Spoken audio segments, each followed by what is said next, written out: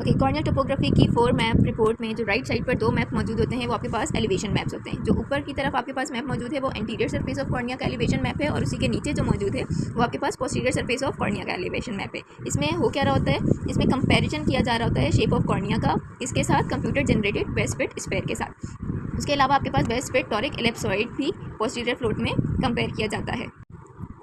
Elevation maps को ही हम further detail में स्टडी करते हैं बेलन एम्ब्रोसियो इनहेंस एक्टेसिया डिस्प्ले में। इसमें हमारे पास एलिवेशन मैप्स एंटीरियर पोस्टीरियर दोनों मौजूद होते हैं विद मोर डिटेल्स। ठीक है, हमारे पास जो एलिवेशन मैप्स होते हैं उसमें होता क्या है, रेफरेंस पॉइंट्स होते हैं रॉ डेटा के बेस पे, जिसमें हमारे पास जो बेस्ट फिट स्फेयर है वो अप्लाई किया जाता है central MMM zone of cornea पे, और उन रेफरेंस पॉइंट से पेशेंट के कॉर्निया को कंपेयर किया जाता है। इसी के साथ आपके पास एक होता है बेस्ट फिट टॉरिक एलिप्सॉइड।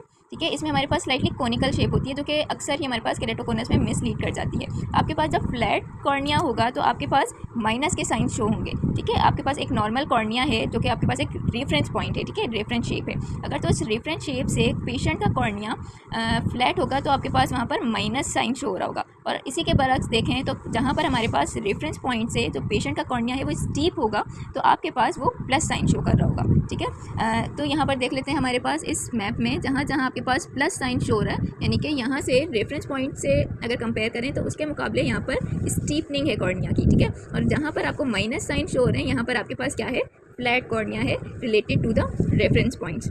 उसके बाद हमारे पास एक आता है इनहेंस बेस्ट फिट स्फेयर, जो कि न्यू शेप से मतलब रेफरेंस शेप न्यू रेडी की जाती है कॉनिकल पार्ट को एक्सक्लूड करते हुए, यानी कि जो 3.5 to 4 mm सेंट्रल कॉर्निया होता है उसको एक्सक्लूड कर दिया जाता है, और ये हमारे पास बहुत ज़्यादा हेल्पफुल होता है अर्ली केरेटोकोनस को डायग्नोज करने के लिए। अब ये जो हमारे पास मैप्स हैं इसमें सबसे पहला जो हमारे पास मैप है ये होता है स्टैंडर्ड एलिवेशन मैप, यानी कि बेस्ट फिट स्फेयर। ठीक है, इसमें हमारे पास ये एंटीरियर है और ये पोस्टीरियर है।